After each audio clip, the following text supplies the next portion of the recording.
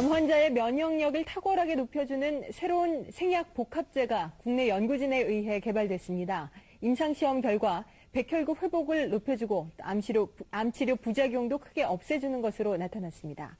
최성원 기자가 소개합니다. 생약을 섞어서 만든 해모임이란 생약 물질입니다.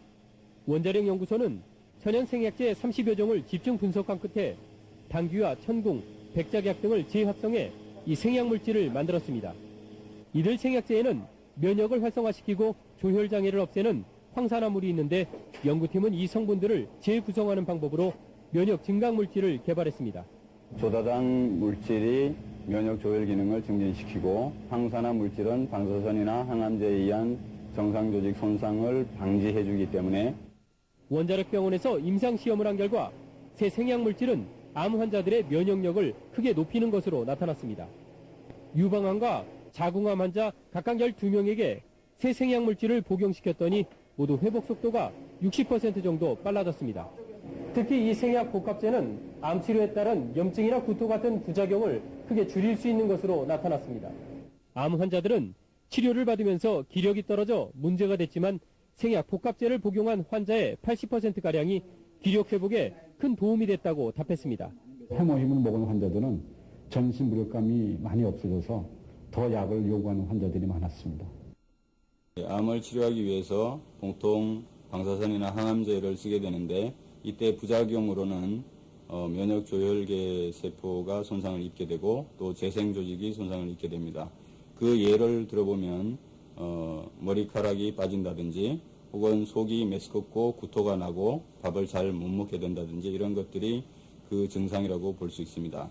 그래서 본 연구팀에서는 독성이 없는 식품 소재들을 이용해서 정상 조직을 보호하고 회복을 촉진시킬 수 있는 그런 물질을 개발하고자 연구를 시작하게 되었습니다. 그 효과들에 대해서는 그림을 보면서 자세히 말씀드리도록 하겠습니다. 먼저 방사선이 세포에 미치는 효과를 보면은 정상 세포를 방사선 쏘이면 이렇게 그림에서 보시는 바와 같이 세포가 손상을 입어서 DNA가 이렇게 절단되어서 흘러나오는 것을 볼 수가 있습니다. 그런데 저희들이 연구실에서는 어떤 물질을 개발해서 물질을 처리를 하게 되면 이 DNA의 손상이 이 정도로 감소되는 그런 물질을 찾아낸 것이라고 볼 수가 있습니다. 여기 그림을 보시면 이것이 소장의 단면도를 나타낸 그림입니다. 그래서 방사선만 쏘이면은 그 재생 조직이 상당히 많이 죽어나가는 것을 볼 수가 있습니다. 그러나 우리가 개발한 제품을 먼저 투여하고 방사선을 쏘이면 상당히 그래도 많이 살아남아 있는 것을 볼 수가 있습니다. 조혈 모세포에 대한 그 보호 효과를 검증하기 위해서 저희들이 실험한 결과인데요.